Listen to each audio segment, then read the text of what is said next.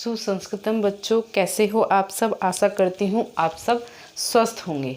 चलिए, हमारी UP TGT की क्लास चल रही थी। 2 क्लास चल रही हैं, जिसमें एक साहित्य में चल रही है और एक व्याकरण में। चलिए, आज हम अब इस समय व्याकरण वाली क्लास देखते हैं। व्याकरण में हमारी चल रही थी सूत्र व्याख्या। ठीक है। कल मैं आपको पद संज्ञा करने वाले सूत्र पढ़ा चुकी हूँ और आज लेकर आई हूँ मैं भ संज्ञा करने वाले सूत्र।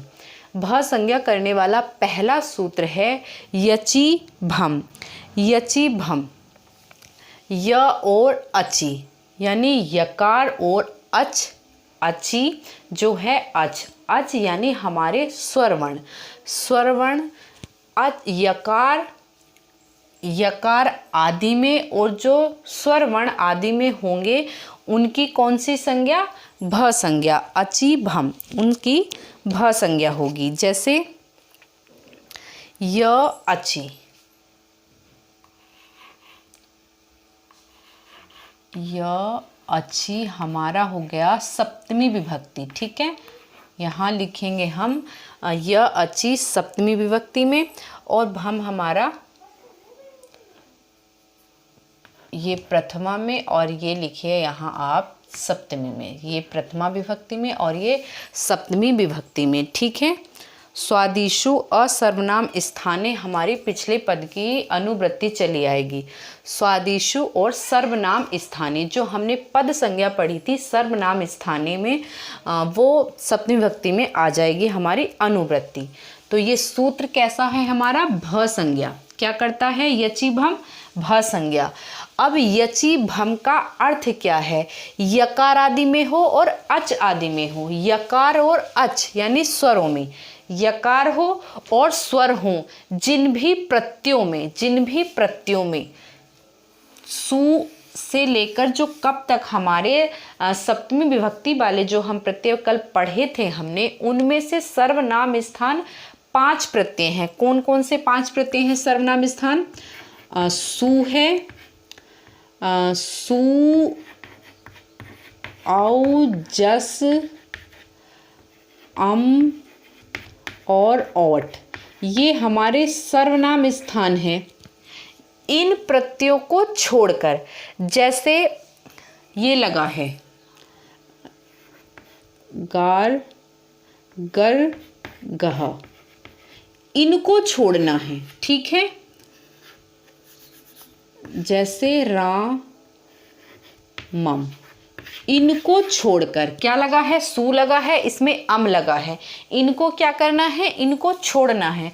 जो सर्वनाम स्थान जो हमारे प्रत्यय हैं, इनको छोड़कर, जो 5 प्रत्यय हैं उनको छोड़कर जो कोई भी प्रत्यय लगा हो, उन प्रत्ययों में, मतलब ये प्रत्यय लगे हैं हमारे शब्दों में, और शब्दों के बाद जो प्रत्यय लगाएंगे आदि में यकार हो या आदि में स्वर हो, या तो यकार हो या आदि में स्वर हो। जैसे गर्ग जो हमारा पद है, जो हमारा जो ये पद है, इसमें ना सु है, ना अम है, ना जस है। ठीक है। अब हम जो प्रत्यय आगे लगा रहे हैं वो यकार वाला प्रत्यय है। यकार वाला प्रत्यय, हमारी दोनों शर्त कंप्लीट हो गई। इसमें जो सर्वनाम स्थान वाले हमारे प्रत्यय थे 5, उनमें से कोई भी नहीं है। ठीक है, उनमें से कोई भी नहीं है, अदर भी नहीं है। ठीक। और जो हमारा दक्ष शब्द है, दक्षः, उसमें क्या है? उसमें हमारा स्वर प्रत्यय आदि में है। यहाँ यचि जो आया है तो यकार आदि में हो या स्वर वर्ण आदि में हो, तो हमारा यहाँ इय यानी स्वर वर्ण आदि में है प्रत्यय में, और यहाँ यकार प्रत्यय में आदि में है। तो हमारा इसकी क्या हो जाएगी? इसकी होगी, इस द की क्या हो जाएगी? भ संज्ञा।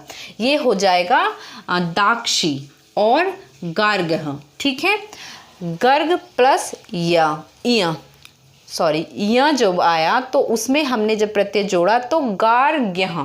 ठीक है। जब हमारा स्वरवर्ण, यानी यहाँ क्या आया? स्वरवर्ण, और यहाँ क्या आया? यकार। तो दोनों शर्तें हमारी कंप्लीट हो गई हैं। दक्ष प्लस इय, तो दाक्षीय। जो हमने दो द को दीर्घ किया, वो द की पूर्व वर्ण की हमने क्या की, भ संज्ञा। तो भ संज्ञा को हमने पहले लिया। य और यकार वाले जो वर्ण हो गए, जो हमारे प्रत्यय हो गए, इनकी क्या की हमने, इस शब्द समुदाय की भ संज्ञा। ठीक है, इस शब्द समुदाय की क्या हो गई, भ संज्ञा। ठीक है, जो हमारा गार्ग्य पद है इसमें भ संज्ञा क्या है, गा। क्यों, गर्ग य, दक्ष य, यहाँ यकार भी है और यहाँ स्वर भी है, इसलिए हमने यहाँ इसकी, इस पद की, पूरे पद की क्या की, भ संज्ञा। दाक्षी की क्या की, भा संज्ञा। यचिभम सूत्र क्या कहता है हमारा, यकार आदि में हो या स्वर आदि में हो जो प्रत्यय हम जोड़ रहे हैं, उसकी क्या करेंगे हम, भा संज्ञा। ठीक है, अगला सूत्र है हमारा तसौ मतवर्थे। तसौ मतवर्थे, तसौ मतवर्थे सूत्र क्या करता है, भा संज्ञा। तसौ मतवर्थे जो सूत्र है वो भी क्या करता है, भ संज्ञा। तसौ मतवर्थे भम। भम कहाँ से लेंगे वृत्ति, यहाँ, यहाँ क्या ले लेंगे हम, भम।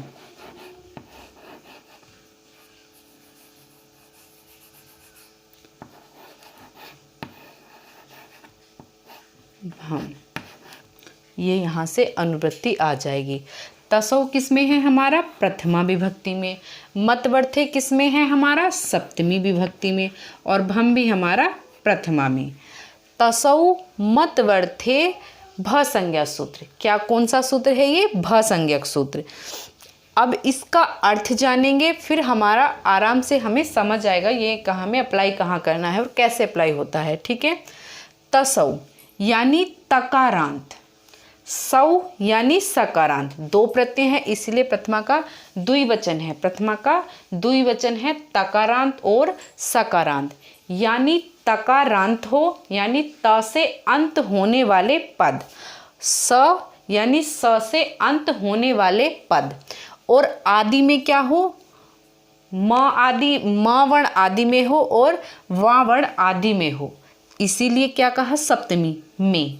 यानी आदि में क्या हो, मतुप जैसे प्रत्यय और ब जैसे बिनी वाले प्रत्यय। तो आदि में क्या वर्ण है, म, और इसका भी क्या वर्ण है यहाँ, ब।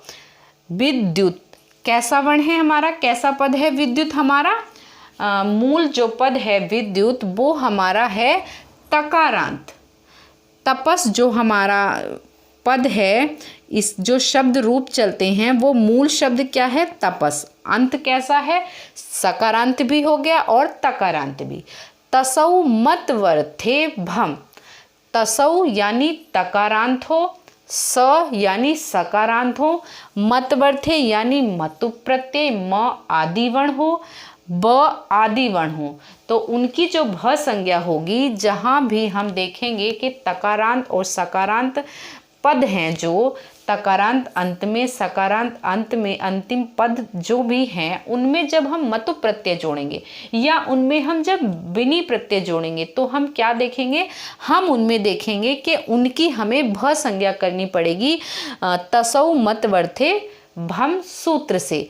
जैसे यचिभम की शर्तें थी हमारी कि आदि में क्या वर्ण हो प्रत्यय के, य और या स्वर हो, कोई भी स्वर वर्ण, कोई भी अच वर्ण हो या कोई भी यकार आदि में वाला प्रत्यय हो, तो उनकी क्या करेंगे, भ संज्ञा। यहाँ इस सूत्र की तसौ मतवर्थे जो सूत्र है उसकी क्या शर्त है, तसौ यहाँ था यचिभम, केवल यहाँ प्रत्यय में आदि वर्ण को कहा, इसीलिए ये सप्तमी में था। अब यहाँ पर ये प्रथमा में है और ये सप्तमी में है, मतलब प्रत्यय कौन सा हो, ब वर्ण आदि में हो और हमारा म वर्ण आदि में हो।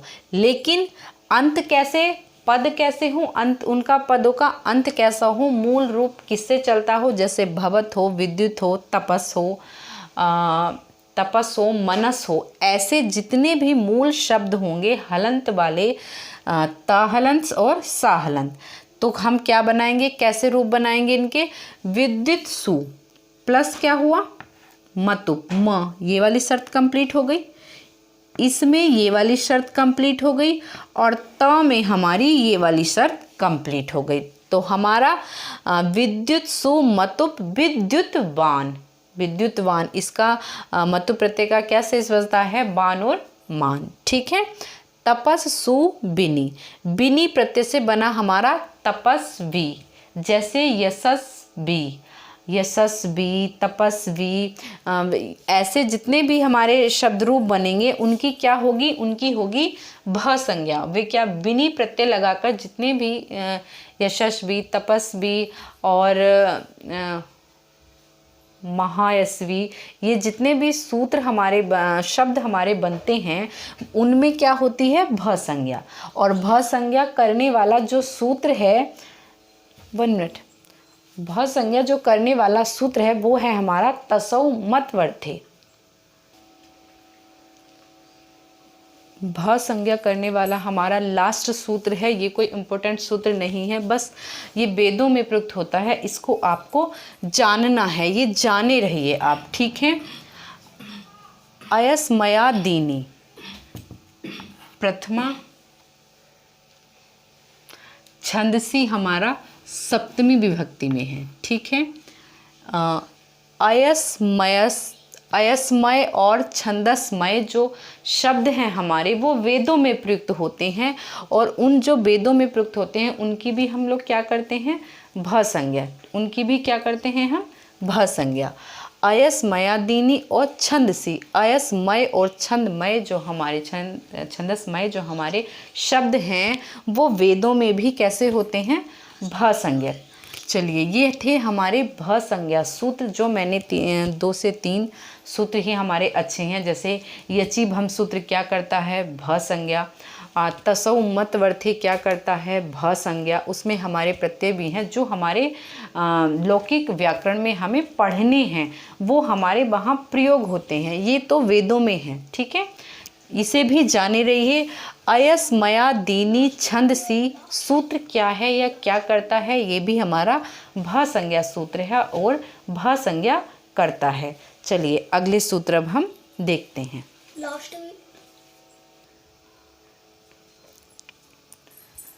अब मैंने अगले सूत्र लिए हैं जो हम कारक में पढ़ते हैं, जो हम कारक में संज्ञा करने वाले सूत्र पढ़ते हैं उनको लेंगे। उसमें जो विधि सूत्र मैं बाद में लूँगी, पहले मैं आपको संज्ञा करने वाले सारे सूत्र पढ़ाऊँगी, जो जैसे कर्म संज्ञा करने वाले सूत्र हैं, अपादान करने वाले सूत्र हैं, अपादान संज्ञा, वो सब मैं संज्ञा वाले सूत्र पहले उठा रही हूँ, चाहे वो संज्ञा में थे या अब वो कारक वाले सूत्र हैं, वो पहले। जैसे हमारा कारके सूत्र है, जब अधिकार सूत्र मैं आपको पढ़ाऊंगी तब वो सारे सूत्र एक साथ आ जाएंगे। ये हमारा कारक है। ठीक है, कारके, कारके हमारा कैसा सूत्र है, कारके हमारा अधिकार सूत्र है। ये कोई फालतू सूत्र नहीं है, ये बहुत अच्छे सूत्र हैं और इन ऐसे 1 से 2 नंबर हर सूत्र से पूछे जाते हैं। जैसे कार के, जैसे तत्पुरुष, ये सूत्र कैसे हैं, इनके अधिकार चलते हैं। जैसे ये अधिकार सूत्र हैं, पूछा जाता है, ये वाला तो एक बार पूछा भी गया है। ठीक है, ये पूछा जा चुका है, 1 नंबर बहुत मायने रखता है। जैसे ये अधिकार सूत्र है, कार के हमारा अधिकार सूत्र है। समास में भी बहुत सारे अधिकार सूत्र हैं और कारक में हमारे अधिकांशतः कैसे सूत्र आते हैं, संज्ञा करने वाले सूत्र आते हैं, विधान करने वाले सूत्र आते हैं, नियमन करने वाले सूत्र आते हैं। तो हम पढ़ किनको रहे हैं, पहले संज्ञा करने वाले सूत्र। तो हमारा पहला सूत्र है कारक वाला, जो कारक में संज्ञा करता है, ध्रुवम पाए अपादानम, ध्रुवम पाए अपादानम। यहाँ हम किसकी अपादान संज्ञा करते हैं, अपादान संज्ञा किसकी होती है, अचल की होती है। ध्रुवम अपाए यानी अपतक्य या अचल, जो अचल होता है हम उसकी क्या करते हैं, अपादान संज्ञा। और जिसकी अपादान संज्ञा होती है, अपादान कौन सी विभक्ति का नाम है, कौन सा कारक है और कौन सी विभक्ति में आता है, पंचमी विभक्ति में आता है। अपादान पंचमी विभक्ति का कारक है और अपादान का चिन्ह होता है से अलग होने के योग में। जो भी वस्तु हमारी अचल होगी, अपादान होगी, अपाय होगी, जो हमारी अपाय होगी, हम उसकी अपादान करेंगे, उसमें हम पंचमी विभक्ति लगाएंगे। ठीक है, चलिए देखते हैं। दुर्वम प्रथमा विभक्ति में है, अपाय चतुर्थी विभक्ति में। अपाय का अर्थ हो गया अचल, अचल वस्तु। ठीक है, चल नहीं अचल, जो अचल है, जो स्थिर है, जो जंगम है, जो स्थिर है, एक जगह स्थिर है, उसकी क्या करेंगे हम, अपादान संज्ञा। इसकी यहाँ क्या होगी, अपादान संज्ञा।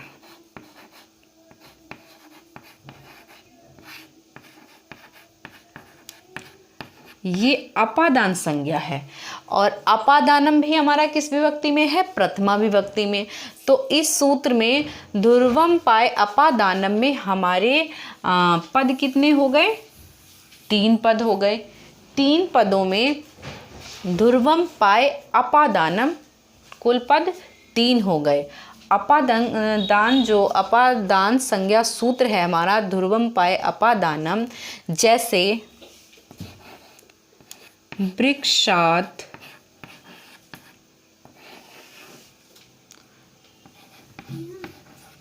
पतति, वृक्षात् पत्रम पतति। ठीक है,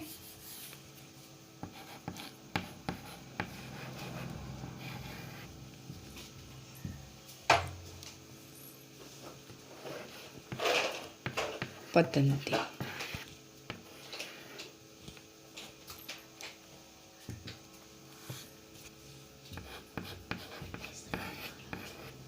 अब हमारा वृक्ष क्या है, वृक्ष हमारा अचल है, ये अपाय है। वृक्ष हमारा क्या है, अचल है। तो अचल की क्या होगी, अपाय की क्या करेंगे हम, अपादान संज्ञा। जब अपादान संज्ञा इसकी होगी, अचल की होगी, अपाय की होगी, अपाय की क्या होगी, अपादान संज्ञा। अपादान संज्ञा जब हम इसकी करेंगे तो हम पंचमी विभक्ति किस में लगाएंगे, पंचमी विभक्ति भी हम अपादान में लगाएंगे, क्योंकि इसी की तो अपादान संज्ञा की हमने। अपादान संज्ञा किसकी की, वृक्ष की, अचल वस्तु की। अचल वस्तु की हमने क्या की, अपादान संज्ञा। पत्ते, पेड़ से पत्ते गिरते हैं, पेड़ से पत्ते गिरते हैं। तो पेड़ क्या है हमारा, पेड़ पत्ते गिराने इधर उधर तो जा नहीं रहा, चल तो है नहीं, वो इधर उधर तो जाता नहीं है। वो कैसी वस्तु है, क्या है, वो अचल है। अचल की हमने क्या की, अपादान संज्ञा। आशा करती हूँ ये आपको समझ आ गया होगा। अचल की क्या की हमने, अपादान संज्ञा। तो अपादान में ही हमारी कौन सी विभक्ति आ गई, पंचमी। ठीक है, पंचमी विभक्ति किस में आई, अचल में। अचल क्या है हमारा, वृक्ष। अचल हमारा वृक्ष है। तो वृक्ष में क्या लगाई हमने, पंचमी। अपादान कारक का नाम है, कारक का नाम है अपादान और चिन्ह है से अलग होने के योग में, और विभक्ति लगती है इसमें पंचमी। तो ये वाला सूत्र हमारा कंप्लीट हो गया। आशा करती हूँ आपको समझ आ चुका होगा। चलिए अगला देखते हैं। पंचमी विभक्ति में जितने भी संज्ञा सूत्र होंगे वो मैं सब कराऊंगी। ठीक है, पंचमी विभक्ति में हो या कर्म कारक में हो या तृतीय विभक्ति वाले हों, कि जितने भी हमारे संज्ञा करने वाले सूत्र होंगे, पहले हमने अपादान संज्ञा करने वाले सूत्र उठाए हैं, पहले हम उनको पढ़ेंगे, उसके बाद हम कर्म संज्ञा पर जाएंगे। अगला सूत्र है हमारा अपादान संज्ञा करने वाला, भीतार्था नाम भय हेतु। भीतार्था नाम भय हेतु, भीत्रार्थानाम, भीत्रार्थानाम, भीत्रार्थानाम हमारा षष्ठी विभक्ति में है, ठीक है। और भय हेतु हमारा प्रथमा में है। और अपादानम हम पिछले सूत्र से क्या लेंगे, अनुवृत्ति जो प्रथमा विभक्ति में रहेगी, ठीक है। अपादानम अनुवृत्ति आ जाएगी प्रथमा में। टोटल पद हमारे हो गए 2, भीतार्थानाम और भय हेतु अपादान संज्ञा। अब जो हम इस सूत्र से, भीतार्थानाम सूत्र से जो हम अपादान संज्ञा करेंगे तो वो किसकी करेंगे, भीत्रार्थानाम यानी भय, भीत्रार्थानाम यानी भय वाली, भय और रक्षा अर्थ वाली कोई भी धातु हो, जिस पद में, जिस पद में, जिस शब्द में भय और रक्षा कि मेरी रक्षा करिए, मुझे इससे बचाइए, इस अर्थ वाली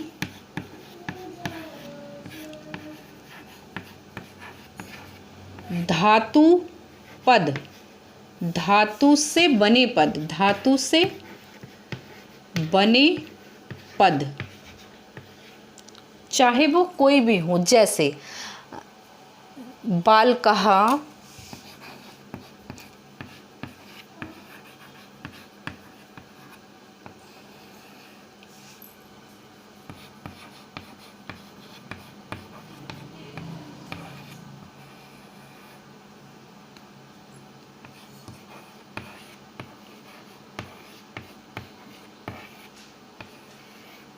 बालक शेर से डरता है, जैसे बालक शेर से डरता है या बालक शेर से डरते हैं या डरता है, बाल कहा, ठीक है, बाल कहा कर लीजिए, एक बालक। अब जो हमारी धातु है भी धातु, जो भी धातु है हमारी विभेति, भी धातु किससे डरना, किससे, भय किससे लग रहा है हमें, भय लग रहा है हमें सिंह से यानी शेर से। भय किससे लग रहा है, सिंह से, सिंह से हमें भय लग रहा है। भय और रक्षा अर्थ वाली धातुओं से बने पद, बने पद, ये हमारी क्रिया धातु, क्रियापद बन गया। अब जब भय और रक्षा अर्थ वाली धातु से हमने जो इस सेंटेंस में क्रियापद आया है, अब हमें जिससे भय लग रहा है, हमें भय किससे लग रहा है, सिंह से भय लग रहा है, ठीक है। जो हमारी भय अर्थ वाली और रक्षा अर्थ वाली धातुओं के योग में, योग तो इनका है, भी अर्थ वाली धातु का, किसका योग है यहाँ पर, भी धातु का। हाँ, भय तो हमें लग रहा है, लेकिन जिससे भय लग रहा है उसकी अपादान संज्ञा करेंगे हम। अपादान संज्ञा किससे करेंगे, योग तो हमारा भी धातु का हो गया, लेकिन हमें भय लगा किससे, लगा हमें भय सिंह से, तो हम इसकी क्या करेंगे, अपादान संज्ञा। जिससे भय लग रहा है, जिससे हम बचने के लिए छिप रहे हैं या बचने के लिए किसी से मदद मांग रहे हैं, जिससे हमें भय लग रहा है, जो हमारा भय का कारण है, जो हमारे भय का मूल है, हमारे भय का कारण यहाँ क्या है, शेर है, सिंह है, तो हम इसकी ही अपादान संज्ञा करेंगे। और अपादान संज्ञा जिसकी भी करते हैं उसमें कौन सी विभक्ति आ जाती है, पंचमी विभक्ति, उसमें पंचमी विभक्ति आ गई। तो सिंह में हमारी पंचमी विभक्ति रूप बना सिंहात, सिंहात बालकः सिंहात बिभेति, बालक शेर से डरता है। तो इसमें किस सूत्र से हुई, इसमें पूछा जाए अगर आपसे कि सिंहात बिभेति, बालकः सिंहात बिभेति की जो अपादान संज्ञा किस सूत्र से हुई है, सिंघात की यहाँ क्वेश्चन बनता है, जैसे अंडरलाइन करके दिया जाए आपको,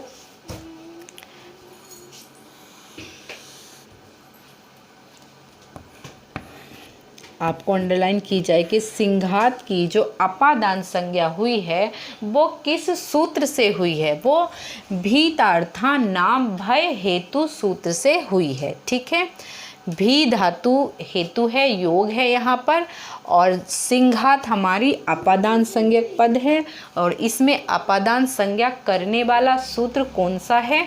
अपादान संज्ञा करने वाला सूत्र है भीतार्था नाम भय हेतु। ठीक है, ये हमारी अपादान संज्ञा करने वाला सूत्र, और अपादान संज्ञा जब इस सिंह की हुई तो सिंह में आ गई हमारी पंचमी विभक्ति। चलिए, आज हमने अपादान संज्ञा करने वाले 2 सूत्र पढ़ लिए, 3 हमने भ संज्ञा करने वाले सूत्र पढ़ लिए। चलिए, इनको वीडियो को समझ नहीं आ रहा तो दोबारा देखिए, 1 से 2 बार वीडियो देखेंगे तो आपको अच्छे से समझ आ जाएगा।